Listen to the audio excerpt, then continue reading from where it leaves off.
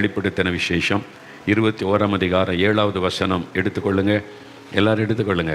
பைபிளை புரட்டுங்க. உங்கள் வீடுகளில் பைபிளை மூடி வைக்காதுங்கன்னு அப்படி புரட்டுங்க. வசனத்தை கண்ணால் பார்க்கணும், காதால் கேட்கணும், அப்போ அது இருதயத்தில் பதியும். அதான் எனக்கு தெரியுமா, பைபிளே நீங்கள் கரைச்சி குடித்த மாதிரி நினைக்காருங்க. அப்படியே இருந்தாலும் திரும்ப திரும்ப வசனத்தை பார்க்கும்போது நம்முடைய மனதிலே பதியும். வெளிப்படுத்தின விசேஷம் 21ஆம் அதிகாரம் 7ஆம் வசனம், ஜெயம் கொள்ளுகிறவன் எல்லாவற்றையும் சுதந்தரித்து கொள்ளுவான். நான் அவன் தேவனாயிருப்பேன், அவன் என் குமாரனாயிருப்பான். அவர் யாருக்கு தேவனாயிருப்பார்? யார் அவருடைய குமாரனாய் குமாரத்தையாக இருக்க முடியும்? ஜெயம் கொள்ளுகிறவன் அவன் எல்லாவற்றையும் சுதந்தரித்து கொள்ளுவான் என்று ஆண்டு சொல்லியிருக்கிறார். அதனால தான் இந்த ஜெயம் கொள்ளுகிறவர்கள் என்கிற தலைப்பில் தொடர்ச்சியாக தியானித்து கொண்டு வருகிறோம். இன்றைக்கு முக்கியமானதை தியானிக்க போகிறோம். அதனால் ஒரு பாடல் பாட போகிறோம். ஜெயம் கொடுக்கும் தேவனுக்கு கோடி கோடி ஸ்தோத்திரம். எல்லாருக்கும் தெரிந்த பாடல் தான். நம்ம கருத்தாக அருமையான நம்முடைய பிள்ளைகளோடு சேர்ந்து பாட போகிறீங்க. ஜெயம் கொடுக்கும் தேவனுக்கு கோடி கோடி ஸ்தோத்திரம். சேர்ந்து பாடலாமா? வீடுகளை எல்லாம் கைத்தட்டி பாடணும், வாய் திறந்து பாடணும், சொல்லி பாடணும், சத்தமாக வரணும். வீட்டில் அந்த சத்தம் வரணும். ஜெயம் கொடுக்கிற தேவன் எங்கள் இயேசு, ஜெயம் கொடுக்கிற தேவனுக்கு ஸ்தோத்திரம். உங்கள் வாழ்க்கையில் ஏதோ ஒரு போராட்டம் இருக்குது, ஜெயிக்க முடியாமல் தடுமாறுகிறீங்க. ஆவிக்குரிய வாழ்க்கையில் போராட்டம், குடும்பத்தில், ஊழியத்தில், பிஸ்னஸில், இந்த மாதிரி பல போராட்டத்தில் தோல்வி தோல்வி ஏமாற்றம் சோர்வு இல்லை. நீங்கள் ஜெயிக்கணும், ஜெயமற்றவளாக இருக்கணும். கர்த்தர் விரும்புகிறார். இன்று முதல் ஜெயிக்க போகிறீங்க. அதனால தான் கர்த்தர் உங்களோட பேசுகிறார். எங்கள் கூட சேர்ந்து பாட்டு பாடுங்க. நீங்கள் ஜெயம் பெறுகிற வல்லமை பெற்றுக்கொள்வீங்க. சேர்ந்து கரந்தட்டி பாடலாமா? சேர்ந்து பாடுவோம். சேர்ந்து பாடுவோம். யெகோவா நிசி என்பது அவருடைய நாமம். அவர் ஜெயம் கொடுக்கிறவர், உங்களுக்கு அற்புதங்களை செய்கிறவர், அகிலத்தை படைத்தவர் உங்க நடுவில் இருக்கிறார். யெகோவா நிசியை உயர்த்தி பாடுவோம்.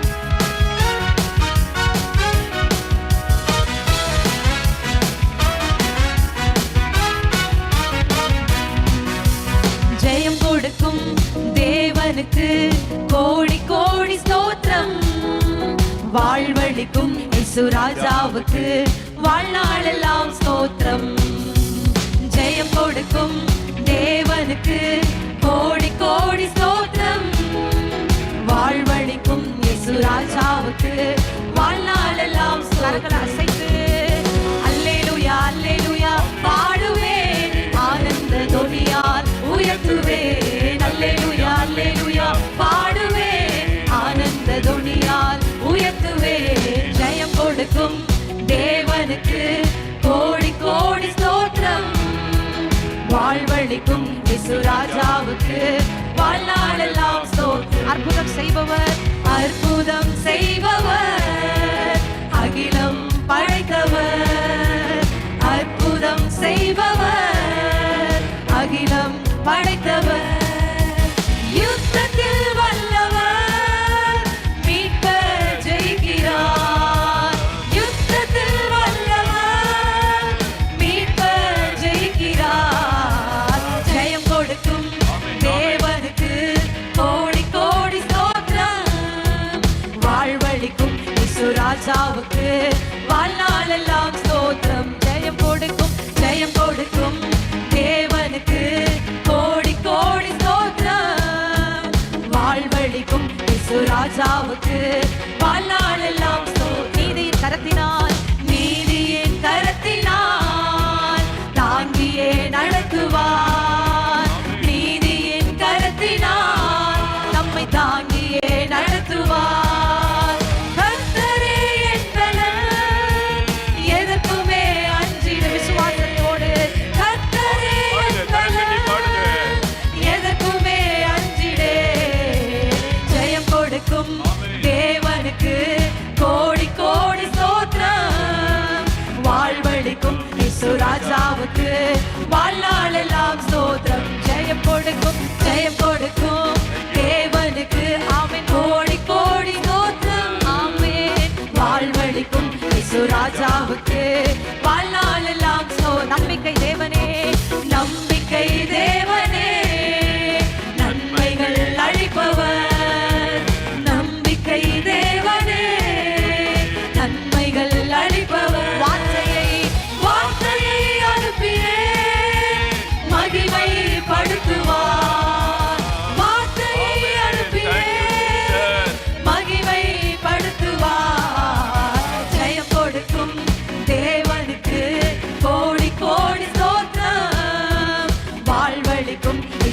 ராஜாவுக்கு வாழ்நாளெல்லாம் அல்லேலூயா அல்லேலூயா அல்லேலூயா பாடுவேன், ஆனந்த தொனியால் உயர்த்துவேன். அல்லேலூயா அல்லேலூயா பாடுவேன், ஆனந்த தொனியால் உயர்த்துவேன். ஜெயம் கொடுக்கும் தேவனுக்கு கோடி கோடி ஸ்தோத்திரம், வாழ்வழிக்கும் இயேசு ராஜாவுக்கு வாழ்நாளெல்லாம் ஸ்தோத்திரம். ஆமென் ஆமென் ஆமென். பாடும்போதே ஒரு உற்சாகம் வருதில்ல, அப்படியே வல்லதுகரம் வைத்துங்க. ஜெயம் கொடுக்கிற இயேசுவுக்கு ஸ்தோத்திரம் சொல்லுங்க. ஜெயம் கொடுக்கிற இயேசுவுக்கு ஸ்தோத்திரம். எனக்கு ஜெயம் கொடுக்கிற இயேசுவுக்கு ஸ்தோத்திரம். ஆமென் ஆமென் ஹல்லேலூயா. ஏதோ ஒரு காரியத்தில் தோல்வி, பரீட்சையில் தோத்துட்டிங்களா, நீட் எக்ஸாமில் அல்லது ஃபைனல் எக்ஸாமில், செமஸ்டரில், என்ட்ரன்ஸ் எக்ஸாமில் தோத்துட்டிங்களா, அதனால் எல்லாமே முடிஞ்சு போச்சு அப்படின்னு நினைக்கிறீங்களா? ஆண்டவர் உங்களுக்கு ஜெயம் கொடுக்கிறவர். அதை விசுவாசிங்க. தோல்வியை ஜெயமாய் மாற்றுகிறவர். ஒருவேளை உங்களுடைய வியாபாரத்தில் தோத்துட்டிங்களா, ஊழியத்தில் தோத்துட்டிங்களா, உங்களுடைய வேலை செய்கிற இடத்துல சாதிக்க முடியாதபடி தோத்துட்டிங்களா, ஒரு தோல்வி உங்களுடைய மனதில் உங்களுக்கு ஒரு கலக்கம், பயம், சோர்வை கொண்டு வந்துட்டா பயப்படாருங்க. இயேசு இன்றைக்கு உங்களுக்கு ஜெயம் கொடுக்க விரும்புகிறார். நம்ம ஜெயிக்கிறவளாக இருக்கணும்னு தான் தேவன் விரும்புகிறார். அதை குறித்து தான் பார்க்குறோம். வெளிப்படுத்தின விசேஷம் வேதாகமத்தின் கடைசி புஸ்தகம். இன்றைக்கு உலகத்தில் நடந்து கொண்டிருக்கிற நிகழ்வுகளை நமக்கு சொல்லி கொண்டிருக்கிற ஒரு புஸ்தகம். இயேசுடைய வருகை மிக சமீபமாகிவிட்டது. உலகம் முடிவடைய போகிறது. சாத்தானுக்கு கொடுக்கப்பட்ட காலமும் முடிவடைய போகிறது. சாத்தான் பாதாளத்திலே தள்ளப்பட போகிறான். அதுக்கான வேலை வந்துவிட்டது. எல்லாம் சொல்லுவது வெளிப்படுத்தின விசேஷம். இந்த புஸ்தகத்தில் 2-3 அதிகாரங்களை வாசிக்கும்போது சபைகளுக்கு, சபையில் இருக்கிற தேவ பிள்ளைகளுக்கு, ஊழியர்களுக்கு ஆண்டவர் தேவ செய்தியை சொல்லும் பொழுது ஒவ்வொரு சபை குறித்து சொல்லும் போதும் ஜெயம் கொள்ளுகிறவன் எவனோ என்று ஆண்டவர் சொல்லுகிறார். பரிசுத்தவான்கள் யாரோ அப்படி சொல்லலை, அல்ல தேவனுடைய பிள்ளைகள், சீஷர்கள் அப்படி அழைக்கலை. இந்த கடைசி புஸ்தகத்தில் எப்படி நம்மை ஆண்டவர் சொல்லி அழைக்கிறார் என்றால் ஜெயம் கொள்ளுகிறவர்கள், ஜெயம் கொள்ளுகிறவர்கள். ஆழமாக பதித்து கொள்ளுங்க. நீங்கள் ஜெயம் கொள்ளுகிறவளாக இருக்கணும். நீங்கள் தேவனுடைய பிள்ளைகள் தான், அவருடைய சீஷர் தான், அவருடைய ஊழியக்காரர் தான். ஆனால் ஜெயம் கொள்ளுகிறவளாக இருக்கணும். அதான் ஆண்டவருடைய விருப்பம். நீங்கள் ஜெயிச்சாதான் பரலோகத்தில் ஜீவ கிரீடத்தை பெற முடியும். ஜெயிச்சாதான் ஜீவ விருட்சத்தின் கனியை புசிக்க முடியும். நீங்கள் ஜெயிச்சாதான் கர்த்தரில் புது நாமத்தை தரித்து கொள்ள முடியும். நீங்கள் ஜெயிச்சாதான் ஆண்டவரோடு கூட சிங்காசனத்தில் அமர முடியும். இதெல்லாம் வாக்குத்தத்தமாய் சொல்லப்பட்டிருக்கிற ஜெயிக்கணும். அப்போ ஜெயம் பெற்றவர்களாக இருக்கணும். இது ஆழமாய் மனதில் பதித்து கொள்ளுங்க. இந்த கடைசி காலத்தில் தேவன் தன் பிள்ளைகள், ஊழியர்கள், அவரை பின்பற்றக்கூடிய பிள்ளைகள் எப்படி இருக்கணும்னு விரும்புகிறார்? ஜெயம் பெற்றவர்களாக. அதனால் தான் வெளிப்படுத்தின விசேஷம் 21:7 மறுபடியும் ஒரு முறை வாசிக்கிறேன் பாருங்கள். 353வது பக்கம் புதிய ஏற்பாட்டில் வெளிப்படுத்தின விசேஷம் 21:7. ஜெயம் கொள்ளுகிறவன் எல்லாவற்றையும் சுதந்தரித்து கொள்ளுகிறான். ஜெயம் கொள்ளுகிறவன் எல்லாவற்றையும் இன்ஹெரிட் ஆல் திங்ஸ். அது ஆண்டவர் வாக்கு தத்தம். ஜெயம் கொள்ளுகிறவன் எல்லாவற்றையும் சுதந்தரித்து கொள்ளுகிறான். நான் அவன் தேவனாயிருப்பேன், அவன் என் குமாரனாயிருப்பான். அங்கே ஆண்டு சொல்ல ஜெயிக்கிறவங்களுக்கு தான் நான் தேவனாக இருப்பேன், ஜெயிக்கிறவங்க தான் என்னுடைய குமாரரும் குமாரத்திகளுமாக இருப்பாங்க அப்படின்னு ஆண்டவர் சொல்லுகிறார். அப்போ நான் ரட்சிக்கப்பட்டு தேவனுடைய பிள்ளை ஆனேன்னு அது ஆரம்ப நிலைமை, அது பிகினிங், ஆரம்ப ஸ்டேஜ். எல்கேஜி, யூகேஜி அந்த டைமினை வைத்துக்கொள்ளுங்க. இப்போ நீங்கள் ஸ்கூலெல்லாம் தாண்டி காலேஜுக்கெல்லாம் வந்துட்டீங்கல்ல, இப்போ நீங்கள் ஜெயிக்கிறவளாக இருக்கணும் ஆண்டவர் விரும்புகிறார். அப்போ ஜெயம் கொள்ளுகிறவன் எல்லாவற்றையும் சுதந்தரிப்பான். ஜெயம் கொள்ளுகிறவனாக இருக்கணும். இயேசுவே நான் ஜெயம் கொள்ளுகிறவளாக இருக்கணும், நீங்கள் என்ன விரும்புகிறீங்களோ அப்படி நான் இருக்கணும்னு சொல்லி. ஆனால் நீ தோத்துட்டியே, சாத்தான் சொல்கிறான், நீ தோத்துட்ட, உன்னாலெல்லாம் ஜெயிக்க முடியாது. சும்மா எல்லாருக்கும் மத்தியில் ஜெயித்த மாதிரி காண்பிக்கலாம். உன்னுடைய அந்தரங்க வாழ்க்கையில் நீ ஜெயிச்சிருக்கிறியா? ஜெயிக்க முடியாது. அது மாதிரி தான் பிசாசு உங்களை சோர்ந்து போக பண்ணலாம். ஆனால் ஆண்டவர் சொல்கிறாரு, அவர் நமக்கு ஜெயம் கொடுக்கிற தேவன். இயேசுக்கு ஒரு பெயர் உண்டு, ஜெயம் கொடுக்கிற தேவன். அப்போ அவர் நமக்கு ஜெயம் தருகிறவர், உங்களுக்கு ஜெயம் தருகிறவர். அப்போ நமக்கு என்னென்ன போராட்டம் இருக்குது, எதை நம்ம ஜெயிக்கணும்? உலகம், மாமிசம், பிசாசு, இந்த 3 தான் ரொம்ப முக்கியம். உலகத்தை நம்ம ஜெயிக்கணும், நம்முடைய மாம்சத்தை ஜெயிக்கணும், பிசாசை ஜெயிக்கணும். இந்த 3 நமக்கு விரோதமாக போராடிக்கிட்டே இருக்கும். அதில் முதலாவது நம்முடைய மாமிசம், சொந்த சரீரம். அதை குறித்து தான் தொடர்ச்சியாக நம்ம தியானித்து கொண்டு வருகிறோம். இது எப்படி நம்முடைய அவயவங்களில் போர் செய்கிற இச்சைகள். யாக்கோபு 4-ம் அதிகாரம் 1-ம் வசனத்திலே வாசிக்கிறோம், நம்முடைய அவயவங்களிலே போர் செய்கிற, யுத்தம் பண்ணுகிற, போராடுகிற இச்சைகள் இருக்கிறது. கண்களின் இச்சை, மாமிசத்தின் இச்சை, இந்த இச்சைகள், அந்த காரியங்கள் தான் நம்மோட யுத்தம் பண்ணுகிறது, போராடுகிறது. நம்ம செய்ய விரும்புகிறதை செய்யாமல் விரும்பாததை நம்ம செய்யும்படி அந்த மாம்சம் போராடுகிறது. அப்போ இந்த மாம்சத்தை நம்ம ஜெயிக்கணும். அதுதான் ஆண்டவர் முதலாவது விருப்பம். நீங்கள் மாம்சத்தை முதலாவது ஜெயிக்கணும் என்று ஆண்டவர் சொல்லுகிறார். அதற்கு நம்மை பூரணமாய் ஆண்டவருக்கு நம்ம அர்ப்பணித்து கொள்ளணும். இந்த மாம்சத்தில் அவருக்குடைய போராட்டம் என்ன என்பதை குறித்து நாம் பார்த்தோம். பாவ போராட்டம், பாவ சிந்தனைகள், பாவ எண்ணங்கள், பாவ கிரியைகள், அந்த மாம்சத்தின் கிரியைகள் அதெல்லாம் வெளியரங்கமாக இருக்கிறது என்று பார்க்கிறோம். அந்த மாதிரி இச்சைகள், பெருமைகள், பொறாமைகள், கோபங்கள், வன்கண், தூஷணம், சண்டை, மதிகேடு, வைராக்கியம், இந்த மாதிரி மாம்சத்தின் கிரியைகள் அது நமக்கு விரோதமாய் போராடி நம்மை தேவனோடு நெருங்க விடாதபடி வீழ்ச்சியடைய செய்கிறது. அப்போ அதை நம்ம ஜெயிக்கணும் என்று ஆண்டவர் நமக்கு போதித்து கொண்டே இருக்கிறார். அப்போ ஜெயிக்கணுமானா முதலாவது இந்த மாம்ச இச்சைகளை நம்ம ஜெயிக்கணும். அதான் ஆண்டவர் சொல்லுகிற காரியம். அப்புறம் உலகம், அப்புறம் பிசாசு, இதெல்லாம் நம்ம ஜெயிக்கணும். முதலாவது நம்முடைய சரீரத்தில் தோன்றுகிற இச்சைகளை, நம்முடைய அவயவங்களில் தோன்றுகிற இச்சைகளை எப்படி நம்ம ஜெயிக்கிறது அப்படின்னா, முதலாவது செய்ய வேண்டிய காரியம் ரோமர் 12ஆம் அதிகாரம் 1வது வசனம். வேத புஸ்தகத்தில் ரோமர் 12ஆம் அதிகாரம் 1வது வசனம் பாருங்கள். இன்னும் நிறைய பேருக்கு ஜெயிக்கணும்னு ஆசை, யாருமே தோல்வி அடைய விரும்புவதில்லை. நானும் ஜெயிக்கணும், இந்த பாவம் எனக்குள்ளே இருக்கக்கூடாது, இந்த பாவம் என் சரீரத்தை ஆளுகை செய்யக்கூடாது, என் கண்களில் பரிசுத்த வேணும்னு விரும்புகிறோம், சிந்தனையில் பரிசுத்த வேணும்னு விரும்புகிறோம். ஆண்டவருக்கு பிரியமில்லாத இந்த பாவ உணர்வுகளை நம்ம ஜெயிக்கணும், அதெல்லாம் நம்ம இடம் கொடுக்கக்கூடாதுன்னு விரும்புகிறோம். ஆனால் முடியலை. அப்போ எப்படி இதை ஜெயிக்கிறது அப்படின்னா, முதலாவது செய்ய வேண்டியது ரோமர் 12ஆம் அதிகாரம் 1வது வசனம் பாருங்கள். 221வது பக்கம் பைபிளில் பாருங்கள், புதிய ஏற்பாட்டில். அப்படி இருக்க சகோதரரே, நீங்கள் உங்கள் சரீரங்களை, நம்முடைய சரீரம், நம்ம பார்க்குறல சரீரம், இந்த சரீரத்தில் தான், சரீரம் தான் வெளியே பார்க்க முடியும். உள்ளுக்குள்ள ஒரு ஆத்மா இருக்குது, அதை பார்க்க முடியாது. உள்ளுக்குள்ள ஒரு ஆவி இருக்கிறது, அதையும் பார்க்க முடியாது. சரீரத்தை மட்டும்தான் பார்க்க முடியும்.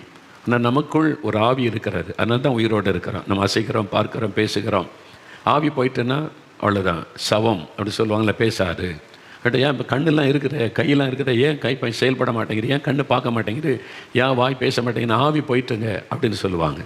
உள்ளுக்குள்ளே இருக்குது. அந்த ஆவி போயிட்டுன்னா மனிதன் சவமாகி விடுவான். அப்போ அந்த ஆவி உள்ளுக்குள்ளே இருக்கிறது, ஆத்மா உள்ளுக்குள்ளே இருக்கிறது.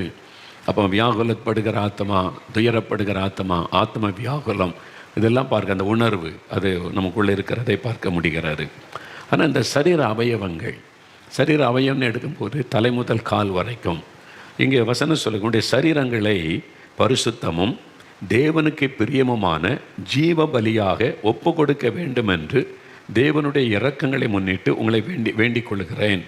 இதுவே நீங்கள் செய்யத்தக்க புத்தியுள்ள ஆராதனை. இங்கே ஒரு தேவ மனிதர் தெளிவான ஒரு காரியம் சொல்கிறார். இயேசுவை பின்பற்றுகிற தேவனுடைய பிள்ளைகளே, நீங்கள் உங்களுடைய சரீரங்களை ஆண்டவருக்கு ஒப்பு கொடுக்கணுமா, அர்ப்பணிக்கணுமா. எப்படி? பரிசுத்தமும் தேவனுக்கு பிரியமுமான ஜீவ பலியாக ஒப்பு கொடுக்க வேண்டும். உங்களுடைய அவயவங்களை ஜீவ பலியாக நீங்கள் ஒப்பு கொடுக்கணும் என்பதாக சொல்லப்படுகிறது. பலி அப்படின்னு சொன்னால், வேத புஸ்தகத்தில் பழைய ஏற்பாட்டு காலத்தில் பலி செலுத்துகிற முறை இருந்தது. ஆடுகள், மாடுகள், பறவைகள் அதை பலி செலுத்துவாங்க. பலிபீடத்தில் கொண்டு வந்து ஒரு ஆட்டை பலி செலுத்துவதாக இருந்தால், அந்த ஆட்டு மேலே கை வைத்து தன்னுடைய பாவத்தை, இந்த ஆடு எனக்கு பதிலாக ரத்தம் சிந்துகிறது என்று அர்ப்பணித்த பிறகு அதில் பலவிதமான பலி, பாவ நிவாரண பலி, குற்ற நிவாரண பலி, சமாதான பலி, சர்வாங்க தகன பலி அப்படின்னு ஒன்று இருக்குது. சர்வ அங்க தகன பலி அப்படின்னா எல்லா அங்கங்களையும் தகனிக்கிறது, நெருப்பில் எரித்து விடுவார், சாம்பலாக்கி விடுவார். இப்போ ஒரு ஆட்டை நீங்கள் சர்வாங்க தகன பலிக்கு ஒப்பு கொடுத்தா, அது பலி செலுத்த ரத்தம் சிந்தப்பட்ட பிறகு அதனுடைய அவயவங்களை ஒன்றுன்னா கட் பண்ணி பலிபீடத்தில் வைப்பாங்க. அதனுடைய முன்னங்கால், பின்னங்கால், அதனுடைய உறுப்புகளை வைத்து நெருப்பு எரிய அது முற்றிலும் அழித்து சாம்பல் ஆக்கப்படும். சர்வ அங்கமும் தகனம் செய்யப்படுகிற பலி. அப்போ நம்முடைய சரீரத்தை அப்படி ஆண்டவருக்கு ஒப்பு கொடுக்கணுமா. அதுக்காக நம்ம போய் நெருப்பில் விழுவதல்ல, ஆண்டவருடைய பிரசன்னத்தில் நம்ம ஒப்பு கொடுக்கும்போது பரிசுத்த ஆவியாகிய அக்னி நமக்குள்ளே இறங்கி வருவார். ஆவியானவர் நெருப்பாக இருக்கிறார், அக்னி. ஆவியில் அனலாயிருங்கள். பரிசுத்த ஆவியானவர் கிருமையான நாவுகள் போல பெந்தேகோஸ்தே நாளிலே இறங்கினார், ஃபயர். அதற்கு ஒப்பிடப்படுகிறார். பரிசுத்த ஆவியினாலும் அக்னினாலும் உங்களுக்கு இயேசு ஞானஸ்நானம் கொடுப்பார். அப்போது ஒரு அக்னி பரிசுத்த ஆவியானவர் அக்கினியாக இறங்கி வருவார். நம்ம பலிபீடத்தில் ஆண்டவரே என் கண்களை ஒப்பு கொடுக்கிறேன், என் கைகளை ஒப்பு கொடுக்கிறேன், என் நாவை ஒப்பு கொடுக்கிறேன், என்னுடைய கால்களை ஒப்பு கொடுக்கிறேன், என்னை உமக்கு பிரியமானபடி நடக்க அர்ப்பணிக்கிறேன், இதில் பாவம் ஆளக்கூடாது, பாவ இச்சைகள் ஆளக்கூடாது, இதை பரிசுத்தப்படுத்துங்கன்னு சொல்லும்போது பரிசுத்தாவின் அக்கினி நம்ம மேலே இறங்கி வந்து நமக்குள்ள இருக்கிற பாவ உணர்வுகளை அது அழித்து விடும். அந்த பாவ உணர்வுகள் கிரியைகளை அது சுட்டரித்து விடும். அப்போ நம்முடைய சரீரத்தில் ஒரு மாற்றம் உண்டாகும். அதற்குத்தான் ஜீவ பலியாக உங்களுடைய சரீரத்தை ஒப்பு கொடுங்கள் என்பதாய் சொல்லப்படுகிறது. இப்போ நான் என்ன பண்ணேன், இந்த வசனத்திலெல்லாம் அறிஞ்சு கொண்டதுனால இப்பவும் தினமும் காலையில் எழுந்து தேவ சமூகத்தில் காத்திருந்து நான் வசனத்தை தியானித்து ஜெபிக்கும் போது, ஆண்டவரே என்னுடைய அவயவங்களை ஜீவ பலியாய் நான் ஒப்பு கொடுக்கிறேன், என்னுடைய கண்களை உம்முடைய பலிபீடத்தில் நான் வைத்து ஒப்பு கொடுக்கிறேன், என் கைகளை பலிபீடத்தில் வைக்கிறேன், ஆண்டவரே என்னுடைய நாவை பலிபீடத்தில் வைக்கிறேன், என் கால்களை பலிபீடத்தில் ஒப்பு கொடுக்கிறேன், உம்முடைய அக்கினியினால் சுட்டரித்து பாவ உணர்வுகளை அழித்து ஒரு பரிசுத்தத்தை எனக்குள்ளே உண்டாக்கணும் அப்படின்னு ஒப்பு கொடுக்கும்போது என்ன நடக்கும்? பரிசுத்தாவியானுடைய வல்லமை அக்னியாய் நமக்குள்ளே இறங்கும். அப்போ பரிசுத்தாவிக்குள்ளே நிரம்பி ஜெபிக்க ஜெபிக்க ஜெபிக்க ஜெபிக்க நமக்குள்ள இருக்கிற மாம்சத்தின் கிரியைகள் அழிக்கப்பட்டு நமக்குள்ள ஒரு பரிசுத்தம் உண்டாகும். அதைத்தான் வேதம் சொல்கிறது. இது எல்லாருக்கும் உரியது. ரட்சிக்கப்பட்ட தேவ பிள்ளைகள் எல்லாருமே நான் ரட்சிக்கப்பட்டுட்டேன் அவ்வளோதான் இருந்து விடக்கூடாது. அனுதினமும் அவருடைய பரிசுத்தாவின் அக்னி நமக்குள்ளே இறங்குவதற்கு இடம் கொடுக்கணும். நான் பாருங்கள் 50 வருஷமாக பிரசங்கம் பண்ணி கொண்டு இருக்கிறேன். ஊழியத்திற்கு நான் ஒப்பு கொடுத்து 50 வருஷம், இப்போ இந்த வருஷம் 50வது வருஷம். ஆனால் இப்போவும் காலையில் எழுந்த உடனே ஆண்டவரே என் கண்களை நான் பலிபீடத்தில் ஒப்பு கொடுக்கிறேன், என் கண்களை ஆவியானவர் சுட்டரித்து பரிசுத்தப்படுத்தணும், என் கண் பார்வை பரிசுத்தமாக இருக்கணும், சுத்தமாக இருக்கணும். அப்போ என்னுடைய சிந்தனை அது பரிசுத்தமாக இருக்கணும், அதன் மீது நம்முடைய அக்கினி இறங்கட்டும். என்னுடைய நாவு அது பரிசுத்தமாக்கப்படணும். புறங்கூறுவது, அடுத்த ஆளை கேலி பண்ணுவது, பரியாசம் பண்ணுவது, கிளவி பேச்சு பேசுவது, உமக்கு பிரியமில்லாத பேசுவதெல்லாம் இருக்கக்கூடாது. என் நாவை அக்கினினாலே பரிசுத்தப்படுத்தும். ஆண்டவரே என் கைகள் உமக்கு பிரியமானதை தான் செய்யணும், அதற்கு இந்த கைகளை பரிசுத்தப்படுத்தும். என் கால்கள் உமக்கு பிரியமில்லாத இடத்திற்கு போகக்கூடாது, என் கால்களை பரிசுத்தப்படுத்தும். ஒவ்வொரு அவயவங்களையும் பலிபீடத்தில் ஒப்பு கொடுக்க பரிசுத்தாவியானுடைய அக்கினி நம்ம மேலே இறங்கும். ஆனால் அனுதினமும் பரிசுத்தாவில நிரம்பி செபிக்கணும், ஆவில நிரம்பி செபிக்கிற பழக்கமுடையவளாய் மாறணும். ஆனால் வசனம் சொல்லுது ஆவியில அனலாயிருங்கள், நீங்கள் ஃபயராக இருக்கணும் அப்படின்னு தான் வசனம் சொல்லுகிறாரு. அனலும் இன்றி குளிரும் என்று இருந்தால் வெறுவெறுப்பாக இருப்பார். அவங்க சொல்கிற நான் வாந்தி பண்ணி போட்டுருவேன் அப்படின்னு அப்படின்னா என்ன அர்த்தம்? உங்களை அவ்வளோதான் வாந்தி பண்ணிடுவேன்னா இனி உங்களுக்கு எனக்கு சம்மந்தம் இல்லை அப்படின்ற மாதிரி செய்திருவேன்னு சொல்லுகிறார். அப்போ ஆண்டவர் என்ன விரும்ப? அனலாக இருக்கணும். பரிசுத்தாவியோட அக்னி நமக்குள்ளே இறங்கி எப்பொழுது ஒரு அனலாக இருக்கணும் என்பதுதான் ஆண்டவருடைய விருப்பம். அப்போது அந்த அனல் பரிசுத்தாவின் அக்னி நமக்குள்ளே எரிந்து கொண்டே இருக்கணும். நம்முடைய அவயவங்களில் அப்போ ஒரு பரிசுத்தம் உண்டாகும். நம்முடைய அவயவங்களில் போர் செய்கிற இச்சைகளை நம்ம மேற்கொள்ள முடியும். இச்சைகளை மேற்கொண்டு வெற்றி உள்ள ஒரு வாழ்க்கை செய்ய முடியும். அதற்கு தான் அவயவங்களை ஜீவ பலியாக ஒப்பு கொடுங்கள் என்று வேதம் நமக்கு ஆலோசனை கொடுக்கிறது. இன்னைக்கு ஒப்பு கொடுத்தீங்களா? அது அன்றைக்கி ஒப்பு கொடுத்தாச்சே. அனுதினமும் அதை பவுல் சொல்கிறாரு, நான் அனுதினமும் சாகிறேன் என்பதா. அப்போ அனுதினமும் சாகிறேன்னு என்ன அர்த்தம்? அனுதினமும் அவர் உயிர் போயிருந்தா அப்படி இல்லை. தன்னுடைய சரீரத்தில் பாவத்துக்கு நான் சாகிறேன். அனுதினமும் என் அவயவங்களை நான் பலிபீடத்தில் ஒப்பு கொடுத்து நான் என் பாவத்துக்கு நான் சாகிறேன், அதற்கு ஒப்பு கொடுக்கிறேன். அனுதினமும் நான் சாகிறேன். அப்போ அனுதினமும் நம்ம பாவத்துக்கு சாகும்படி நம்மை ஒப்பு கொடுத்து நம்மை செபிக்கணும். நம்முடைய ஒவ்வொரு அவயவங்களையும் ஒப்பு கொடுத்து ஜெபிக்கணும். அப்போ ஒவ்வொரு அவயங்களையும் ஒப்பு கொடுக்க பரிசுத்தாவின் அக்னி நம்மை ஆட்கொள்ளும் பொழுது நம்மையும் அறியாதபடி நமக்குள்ள ஒரு பரிசுத்தம் உண்டாகும். அப்போ பார்வையிலே பரிசுத்தம், சிந்தனையிலே பரிசுத்தம், பேச்சிலே பரிசுத்தம், செயல்களிலே பரிசுத்தம், ஒரு பரிசுத்தம் உண்டாகும். அப்போ நம்முடைய அவயவங்களில் இந்த யுத்தம் பண்ணுகிற அந்த பாவ போராட்டத்தை கொண்டு வருகிற அவைகளை நம்ம மேற்கொண்டு வெற்றி உள்ள ஒரு வாழ்க்கை செய்ய முடியும், ஜெயம் பெற்றவர்கள் ஆக முடியும் என்பதாக வேதம் சொல்லுகிற ஒரு சத்தியம். அப்போது அந்த அனுபவத்திற்கு நம்ம அர்ப்பணித்து கொள்ளணும். இதை குறித்து பவுல் சொல்லும் பொழுது ரோமர் 6ஆம் அதிகாரம் பாருங்கள். ரோமருக்கு எழுதின நிருபம் 6வது அதிகாரம் 6 வசனங்கள் பாருங்கள். நீங்கள் ரோமர் 6ஆம் அதிகாரம் 6ஆம் வசனத்திலிருந்து 8வது வசனம் வரைக்கும் பாருங்கள். அந்த எடுத்துட்டிங்களா? 213வது பக்கம் 6வது வசனத்திலேருந்து பாருங்கள். நாம் இனி பாவத்துக்கு ஊழியம் செய்யாதபடிக்கு பாவ சரீரம் ஒளிந்து போகும் பொருட்டாக நம்முடைய பழைய மனுஷன் அவரோட கூட சிலுவையில் அறையப்பட்டதென்று அறிந்திருக்கிறோம். நல்ல வசனத்தை கவனிங்க.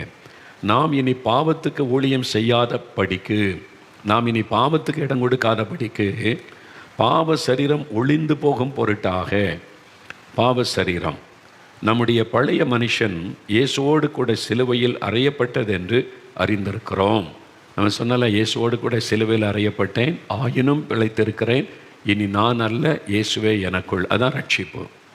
இதுக்கு முன்னால் மனம் போல கண்கள் விரும்பினபடி, மாம்ச விரும்பினபடி, நான் இச்சித்தபடி என்றபடியெல்லாம் அலைந்தேன், பேசினேன், செய்தேன். இப்போ அப்படி செய்ய முடியாது. பழைய மனுஷன் மரித்து விட்டான், அதை நான் சிலுவையில் ஒப்பு கொடுத்து விட்டேன். கிறிஸ்தவன் தன் ஆசை இச்சைகளை சிலுவையில் அறைந்திருக்கிறான் என்று வசனம் சொல்லுகிறது. அதனை மேற்கொள்ளுது சரீரத்தில் இந்த இச்சைகள், அதை சிலுவையில் அனுதினமும் ஒப்பு கொடுத்து விட்டால், அந்த சிலுவையில் அர்ப்பணித்து விட்டால் பாவம் நம்மை ஆளுகை செய்யாது. அடுத்த பாருங்க, மரித்தவன் பாவத்திற்கு நீங்கி விடுதலையாக்கப்பட்டிருக்கிறானே, ஆகையால் கிறிஸ்துவுடனே கூட நாம் மரித்தோமானால் அவரோடு கூட பிழைத்தும் இருப்போம் என்று நம்புகிறோம். பார்த்தீங்களா? அவரோடு கூட மரித்தோமானால் அவரோடு கூட பிழைத்தும் இருக்கிறோம். அப்போ சிலுவையில் நம்முடைய அவைகளை ஒப்பு கொடுப்பார். ஆண்டவரே, என்னை முற்றிலுமாய் சிலுவையில் அர்ப்பணிக்கிறேன். அப்போ அவரோடு கூட மரித்து அவரோடு ஆளுகை செய்வது, இதுதான் ஆவிக்குரிய அனுபவம், ரட்சிப்பின் அனுபவம். 11வது வசனம் பாருங்கள், அதே ரோமர் 6:11. அப்படியே நீங்களும் உங்களை பாவத்திற்கு மரித்தவர்களாயும் நம்முடைய கர்த்தராகிய இயேசு கிறிஸ்துவுக்குள் தேவனுக்கென்று பிழைத்திருக்கிறவர்களாகவும் எண்ணிக்கொள்ளுங்கள். இது ரொம்ப முக்கியம், கவனமாக பாருங்கள். அந்தபடி நீங்களும் உங்களை பாவத்திற்கு மரித்தவர்களாக எண்ணிக்கொள்ளுங்கள். பாவம், கண்களின் இச்சை, மாமிசத்தின் இச்சை, கோபங்கள், வைராக்கியங்கள், பகைகள், பண ஆசைகள், இப்படி உலக ஆசைகள், இந்த மாதிரி பாவத்தை தூண்டுகிற காரியம் இருக்குல்ல, அது அந்த வசனம் என்ன சொல்லுகிறாரு? உங்களை பாவத்திற்கு நாங்கள் மரிச்சிட்டோம், நம்முடைய அவயவங்களில் இனி பாவம் ஆளுகை செய்யாதபடி பாவத்திற்கு மரிச்சிட்டோம். இப்போ இயேசு கிறிஸ்துவுக்கு என்று நம்ம பிழைத்திருக்கிறோம். இந்த காரியத்தை மனதில் ஆழமாக பதித்து கொள்ளுங்க. அப்படி பதித்து கொள்ளும்போது ஒரு நல்ல மாற்றத்தை உங்களுடைய சரீரத்தில் உணர முடியும். அதான் ரொம்ப முக்கியம். அப்போ அந்த தினமும் சிலுவையில் நம்முடைய அவயங்களை ஒப்பு கொடுத்துட்டா. சாது சுந்தர் சிங் இருக்கிறாங்கல்ல, இந்தியாவின் அப்போஸ்தலனாக இருந்த சாது சுந்தர் சிங் அவர்கள், அவங்க சீக்கிய மதத்திலேருந்து கடவுளை தேடி இயேசு தரிசனமாகி ரட்சிக்கப்பட்டாங்க. ஆண்டவர்கள் வந்த பிறகு காலில் பாதரட்சி கூட இல்லாமல் நடந்து ஊழியம் செய்கிறாங்க. இந்தியா முழுவதும் அதிகமாக இமயமலை பகுதியில், திபெத்து பகுதியில் போய் நிறைய ஊழியம் செய்து நிறைய பேருக்கு இயேசு அறிவித்தாங்க. பல தேசங்களுக்கும் அவங்க போயிருக்கிறாங்க. இந்த மாதிரி ஒரு நல்ல ஒரு பரிசுத்தவான் அவர்கள். அவங்க இயற்கை சூழ்நிலையில் போய் ஜெபம் பண்ணுவார். அப்படியே வழக்கம். மலையில் போனால் அவர் அப்படியே பாறையில் உட்காந்து, மலைப்பகுதியில் உட்காந்து முழங்கால் படியிட்டு ஜெபம் செய்வார். அவங்களோடு கூட பல சமயங்களில் ஒரு நண்பர் பிரயாணப்படுவார் அவருக்கு துணையாக. அவர் நிறைய அவருடைய குறித்த அனுபவங்களை சொல்லி அது புஸ்தகத்தில் எழுதப்பட்டு இருக்கிறாரு. ஒரு சமயம் சாது அவர்கள் சொன்னாங்க, ஒரு மாலை நேரம் நான் போய் ஜெபம் பண்ணிட்டு வரேன் இந்த மலைப்பகுதியில்னு சொல்லி அப்படியே ஏறி ஒரு மலையில் ஏறி ஒரு பாறையில் போய் முழங்கால் படியிட்டார்கள். இமயமலை அடிவாரத்தில் ஒரு மலை பாறையில் முழங்கால் போட்டு அப்படியே ஜெபம் பண்ணி கொண்டு இருக்கிறாங்க. இந்த நண்பர் தூரத்திலேருந்து பார்த்தார், சாதையா ஜெபிக்கிறாங்க அப்படின்னு சொல்லி. சில மணி நேரம் கழிந்து விட்டது. இப்போ இருட்டுகிற நேரம் வந்து விட்டது.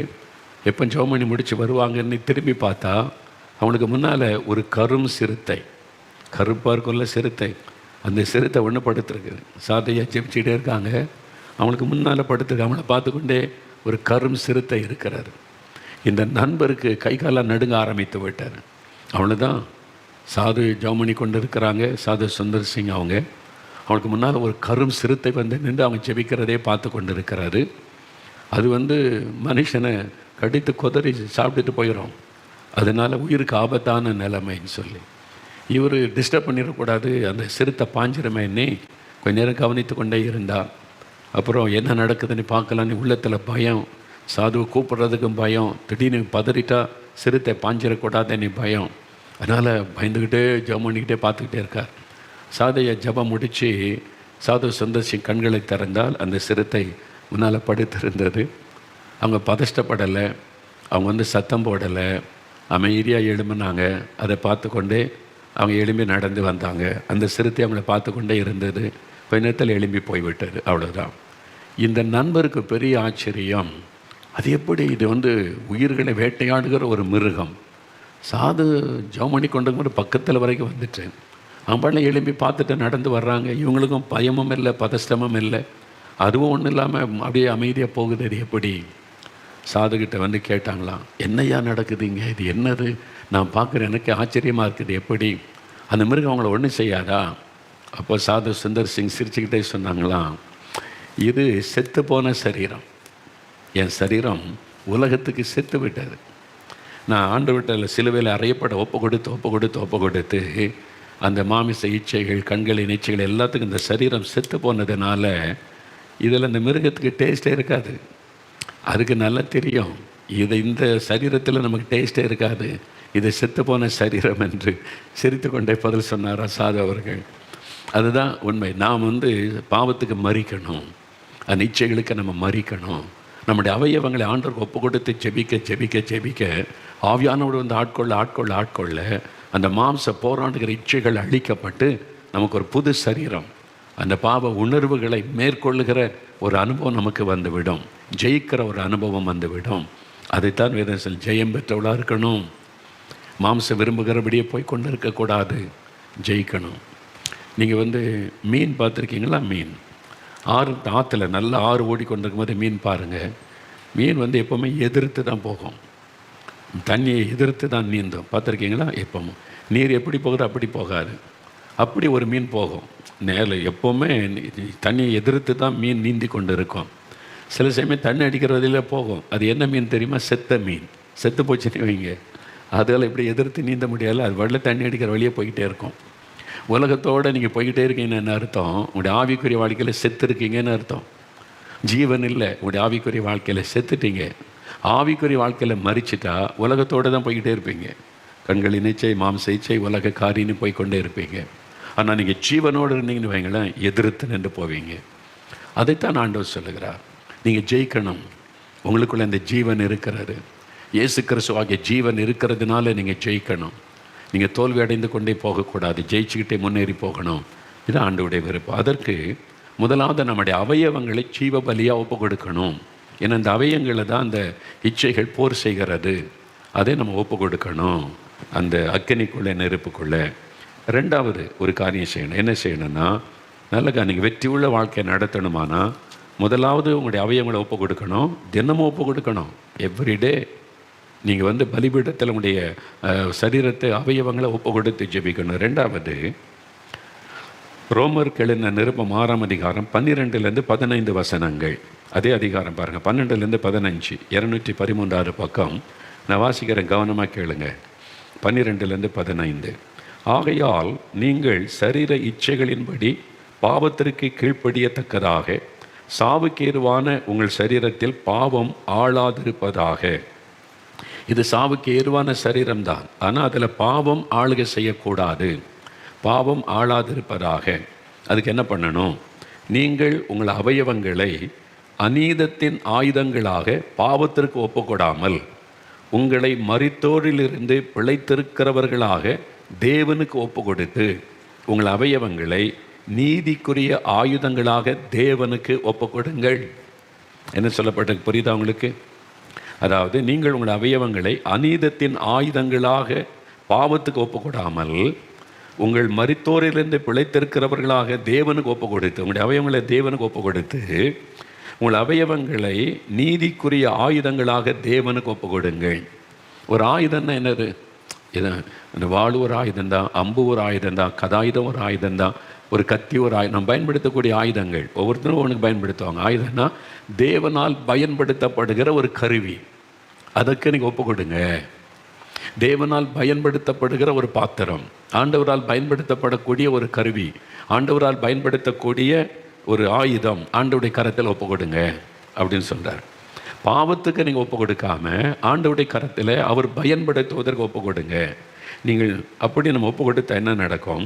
நீங்கள் நியாயப்பிரமாணத்திற்கு கீழ்ப்பட்டிராமல் கிருபைக்கு கீழ்ப்பட்டிருக்கிறபடியால் பாவம் உங்களை மேற்கொள்ள மாட்டாது. விசுவாசிங்க, பாவம் உங்களை மேற்கொள்ள மாட்டாது என்று வாசிக்கிறோம். அப்போ உலகத்தில் இருக்க வரைக்கும் பாவ போராட்டம், நம்முடைய மாம்சத்தில் பாவ போராட்டம் வரும். ஆனால் அது உங்களை மேற்கொள்ளாது. நீங்கள் ஜெயிப்பீங்க, நீங்கள் மேற்கொள்ளுவீங்க. போராட்டம் இருக்கும். போராட்டம் இருந்தோடனே நிறைய பேர் சோர்ந்துடுறாங்க. எனக்கு இந்த மாதிரி தோணுது, இந்த மாதிரி தவறான எண்ணம் வருதுன்னொடனே ஐயோ நான் பாவம் செய்துட்டேன்னு நினைக்கிறாங்க. இல்லை, அதான் ஒரு உதாரணம் சொல்லுவாங்க, தலைக்கு மேலே குருவி பறக்கிறத நம்ம தடுக்க முடியாது, தலையில் வந்து கூடு கட்ட இடம் கொடுக்கக்கூடாது. அதுதான் வித்தியாசம். பாவம் மாதிரி சிந்தனை போராட்டம் அனுதினமும் வாழ்க்கையில் வந்து போய் கொண்டு தான் இருக்கும். நீங்கள் அதில் நிலைத்திருந்து அது உங்களுடைய வாழ்க்கையிலே வந்து குடியிருக்க இடம் கொடுக்காதுங்க. அப்படி தான் நம்ம அறிந்து கொள்ளணும். போராட்டம் இருக்கும், நீங்கள் ஜெயித்துக்கிட்டு போய்கிட்டே இருக்கணும். போராட்டமே பாவம், ஐயோ நான் பாவம் சேர்த்துட்டேன் அப்படின்னு நினைக்க வைப்பது பிசாசு. அதனால் பாவ போராட்டம் நமக்கு இருக்கும். பாவத்தில் நிலை நிற்கக்கூடாது. அந்த போராட்டத்தில் ஜெயித்து நிலை நிற்காதபடி முன்னேறி செல்ல உதவி செய்வது தான் தெய்வ கிருபை. அதான் நீங்கள் அறிந்து கொள்ளணும். பாவம் உங்களை மேற்கொள்ள மாட்டாது. ஏன்? நீங்கள் கிருபைக்கு கீழ்ப்பட்டு இருக்கிறபடியால், தேவ கிருபைக்கு கீழ்ப்பட்டு இருக்கிறபடியால் பாவம் உங்களை மேற்கொள்ள மாட்டாது. இப்போ 16லேருந்து 19 வரைக்கும் பாருங்கள். மரணத்திற்கு ஏதுவான பாவத்துக்கானாலும் நீதிக்கு ஏதுவான கீழ்ப்படிதலுக்கானாலும் எதற்கு கீழ்ப்படியும்படி உங்களை அடிமைகளாக ஒப்பு கொடுக்கிறீர்களோ அதற்கே கீழ்ப்படுகிற அடிமைகளாய் இருக்கிறீர்கள் என்று அறியீர்களா? முன்னே நீங்கள் பாவத்திற்கு அடிமைகளாய் இருந்தும் இப்பொழுது உங்களுக்கு ஒப்பு கொடுக்கப்பட்ட உபதேச சட்டத்திற்கு நீங்கள் மனப்பூர்வமாய் கீழ்ப்படிந்ததினாலே தேவனுக்கு ஸ்தோத்திரம். பாவத்தினின்று நீங்கள் விடுதலையாக்கப்பட்டு நீதிக்கு அடிமைகள் ஆனீர்கள். 19ஆம் வசனம் தான் ரொம்ப முக்கியம், நல்லா கவனிங்க. உங்கள் மாம்ச பலவீனத்தின் நிமித்தம் மனுஷர் பேசுகிற பிரபாகரமாக பேசுகிறேன்.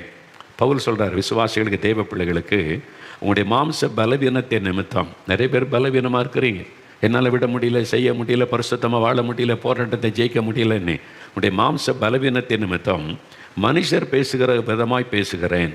அக்கிரமத்தை நடப்பிக்கும்படி முன்னே நீங்கள் உங்கள் அவயவங்களை அசுத்தத்திற்கும் அக்கிரமத்திற்கும் அடிமைகளாக ஒப்பு கொடுத்தது போல இப்பொழுது பரிசுத்தமானதை நடப்பிக்கும்படி உங்கள் அவயவங்களை நீதிக்கு அடிமைகளாக ஒப்பு கொடுங்கள்.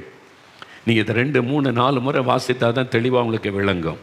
உங்களுடைய மாமிச பலவீனத்தின் நிமித்தம் மனுஷர் பேசுகிற பிரகாரமாய் நான் பேசுகிறேன். நீங்கள் வெற்றியுள்ள வாழ்க்கை செய்கிறதற்கு நம்ம இந்த உலகத்தில் பல போராட்டங்களை சந்திக்கிறோமே, பாவ போராட்டங்கள், மாம்சத்தில் தோன்றுகிற போராட்டங்கள், இதெல்லாம் நீங்கள் ஜெயித்து நிற்பதற்கு அக்கிரமத்தை நடப்பிக்கும்படி முன்னே நீங்கள் உங்கள் அவயவங்களை அசுத்தத்திற்கும் அக்கிரமத்திற்கும் அடிமைகளாக ஒப்பு கொடுத்திருந்தீங்க. முன்னால் உங்களுடைய விரல்கள் சிகரெட்டை பிடித்தது, உங்களுடைய அவயவங்களை இந்த பாவத்துக்கு ஒப்பு கொடுத்திருந்தீங்க. முன்னால் உங்களுடைய கை மதுபானத்தை பிடித்தது குடிப்பதற்கு, உங்களுடைய வாயை அதற்கு ஒப்பு கொடுத்திருந்தீங்க, கைகளை ஒப்பு கொடுத்திருந்தீங்க. முன்னே நீங்கள் போதை வஸ்துகளுக்கு பயன்படுத்த உங்களுடைய கையை ஒப்பு கொடுத்து வாக்கு மாதிரி போட்டு போதை வஸ்துகளை போட்டு கொண்டு இருந்தீங்க. முன்னே நீங்கள் கண்கள் இச்சம் மாம்ச இச்சையை நிறைவேற்றுவதற்கு கண்களை ஒப்பு கொடுத்து அப்படி செயல்பட்டீங்க. முன்னே நீங்கள் வேண்டாத அவசியமில்லாத காரியத்தை பேசி பேசி சண்டை பண்ணுவது, பெருமை பேசுவது, இச்சைகளான காரியத்தை பேசுவது, உங்களை கரைப்படுத்தக்கூடிய காரியத்தெல்லாம் செய்தீங்க. உங்களுடைய கண்கள், உங்களுடைய நாவு, உங்களுடைய கைகள், உங்களுடைய அவயவங்களை தவறான இடத்துக்கு போவதற்கு கால்களை ஒப்பு கொடுத்து தப்பான இடத்துக்கெல்லாம் போனீங்க. ஒரு காலத்தில் பாவத்தில் போனீங்க. இப்போது நீங்கள் ரட்சிக்கப்பட்டீங்க. இப்போ ரட்சிக்கப்பட்ட உடனே இப்போ அதை பார்க்க மாட்டேன், அதை பேச மாட்டேன், அதை செய்ய மாட்டேன், அங்கே போக மாட்டேன்னு நின்றுட்டீங்க. இப்போ வீட்டில் இருக்கிறீங்க. என்ன ஆகும்? இங்கே தான் பிரச்சனை ஆரம்பிக்கிறார். முன்னால் அங்கே போனேன், அதை செய்கிறேன், அதை பேசினேன், அதை பார்த்து இப்போ அதை செய்கிறதில்ல, இயேசு கிறிஸ்துவிட்ட ஒப்பு கொடுத்துட்டேன். கொஞ்ச நாளில் மறுபடியும் அதை செய்ய ஆரம்பிச்சிடும், பார்க்க ஆரம்பிச்சிடுறீங்க. மறுபடியும் அந்த காரியம் உங்களை வாழ்க்கையை தீட்டுப்படுத்த ஆரம்பிக்கிறது. ஏன் அப்படின்னா நீங்கள் சும்மா இருக்கிறதுனால. அதனால தான் அவர் சொல்லுகிறார், உன்னை பாவத்தை நடப்பிக்கும்படி உங்களுடைய அவயவங்களை ஒப்பு கொடுத்ததை போல நீதியை நடப்பிக்கும்படி உங்களுடைய அவயவங்களை ஒப்பு கொடுங்க. இப்போ என்ன செய்யணுமா? நீங்கள் இதிலேருந்து நீங்கள் ஜெயிக்கணுமான்னு என்ன பண்ணணும்? நீங்கள் படிக்கிறவங்களா இருந்தால் காலேஜ் ஸ்கூல் முடிச்சுட்டு வந்த பிறகு சும்மா உட்காரக்கூடாது. பாடம் படிங்க, பைபிள் வாசிங்க, ஜெபம் பண்ணுங்க. ஒரு மணி நேரம் வெளியே போய் 4 பேருக்கு கைப்பிரதி கொடுங்க, சுவிசேஷம் சொல்லுங்கள். Be busy in Lord's ministry. நீங்கள் பிஸியாக இருந்தீங்கன்னு வைங்களேன், சாத்தான் உள்ள நுழைய முடியாது. அந்த நிச்சயமான காரியங்களுக்கு டைமே இருக்காது. நீங்கள் அதனால தான் உங்களுடைய அவயவங்களை ஒப்பு கொடுங்க. மனுஷ வழக்கத்தின்படி செய்கிற சிலரை பாருங்களேன். சில ஸ்டூடெண்ட்டை பார்த்துருக்குறேன், காலேஜில் படிப்பாங்க, ஸ்கூலில் படிப்பாங்க.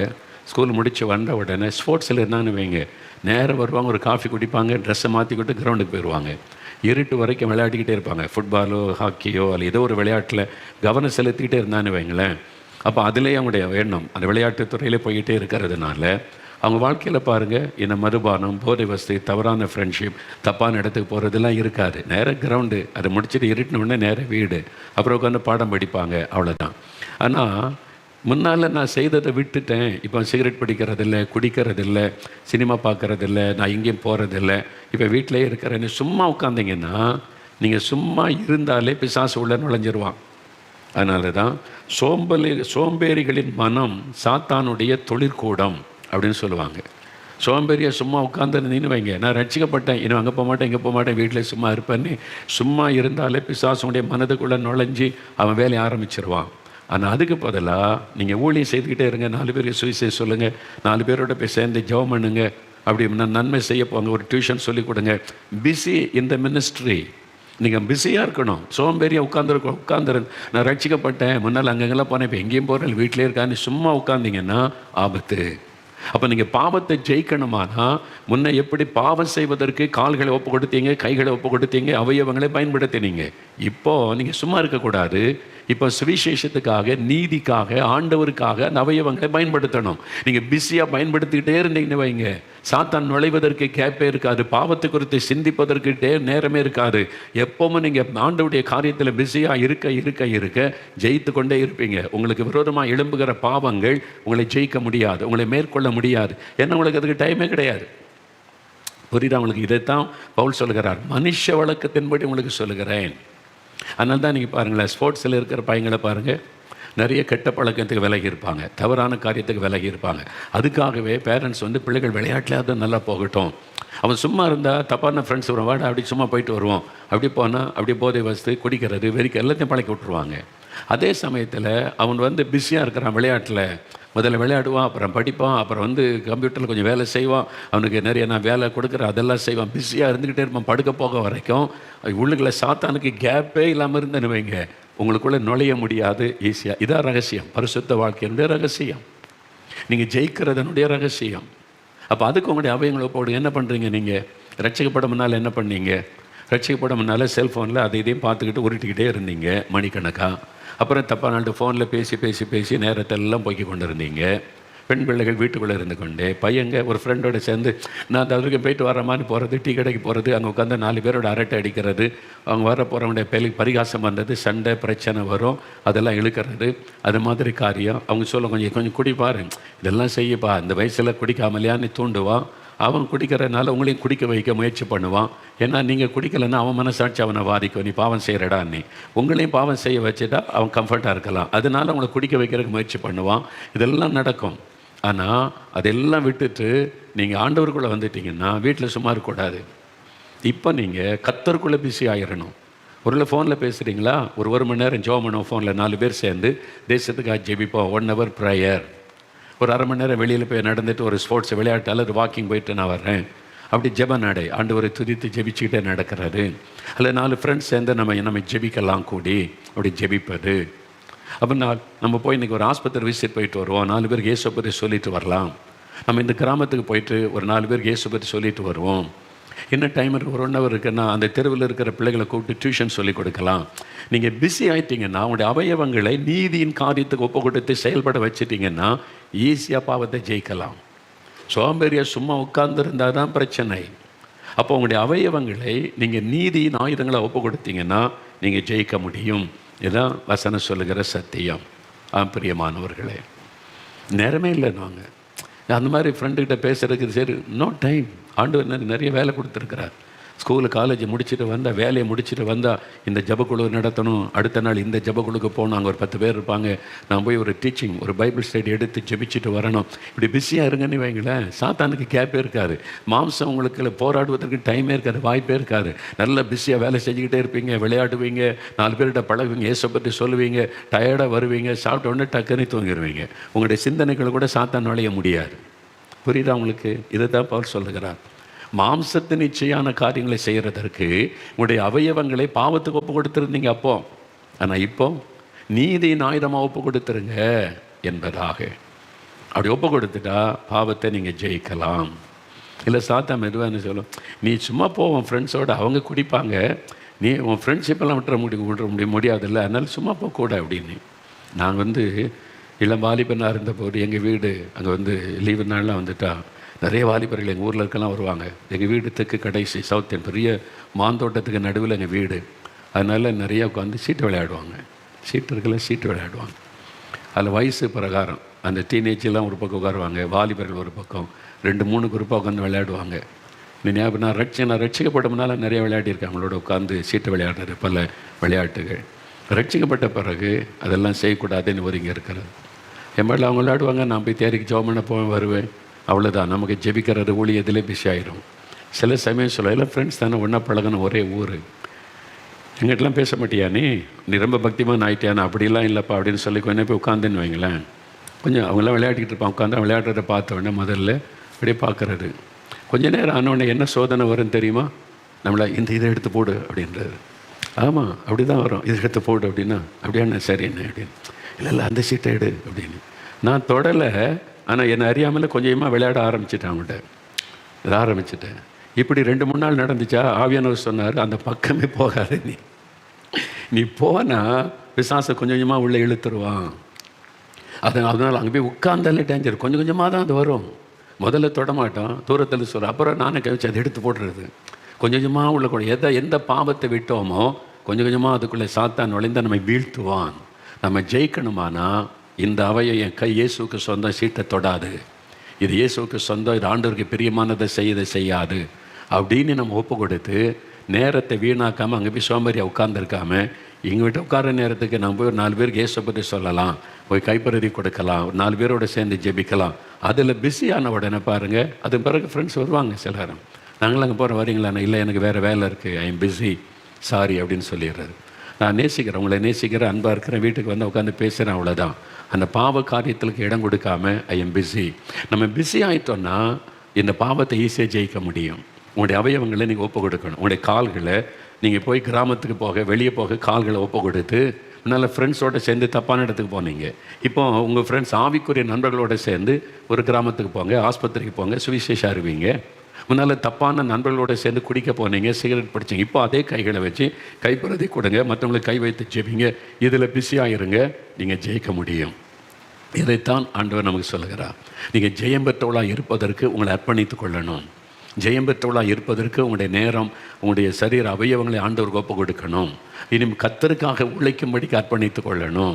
சோம்பேறியாக உட்காந்துடக்கூடாது. சோம்பேறியாக உட்கார்ந்தாலே கொஞ்சம் கொஞ்சமாக பிசாசு நுழைஞ்சு உங்களை டைவர்ட் பண்ணிடுவான். அதனால் இன்றைக்கி சொல்லணும், ஆண்டவரே என் அவயவங்களை ஜீவ பலியாக ஒப்பு கொடுக்குறேன். முதல்ல பலிபீடத்தை அக்னினால் என்னை சுட்டெரியும். 2வது இதே அவயவங்களை உமக்காக பயன்படுத்த ஒப்பு கொடுக்கிறேன். மற்றவர்களுக்கு நன்மை உண்டான காரியத்துக்கு பயன்படுத்த ஒப்பு கொடுக்கிறேன். நான் மற்றவங்களுக்கு நன்மை செய்வதற்கு, சுவிசேஷம் அறிவிப்பதற்கு என் அவயவங்களை ஒப்பு கொடுக்கிறேன். இந்த 2 நம்ம செஞ்சிட்டோன்னா நீங்கள் ஜெயிச்சிருவீங்க. எனக்கு ஒப்பு கொடுக்குறீங்களா அப்படின்னா அப்படியே 2 கரங்களை உயர்த்தி, ஆண்டவரே என் அவயவங்களை ஜீவ பலியாக ஒப்பு கொடுக்கிறேன். நான் ஜெயிக்கணும், ஜெயம் பெற்றவனாய் நிற்கணும், சோதனையில் தோல்வி அடையக்கூடாது, வீழ்ச்சி அடையக்கூடாது. ஆண்டவரே நான் என் அவயவங்களை ஜீவ பலியாய் ஒப்பு கொடுக்கிறேன்.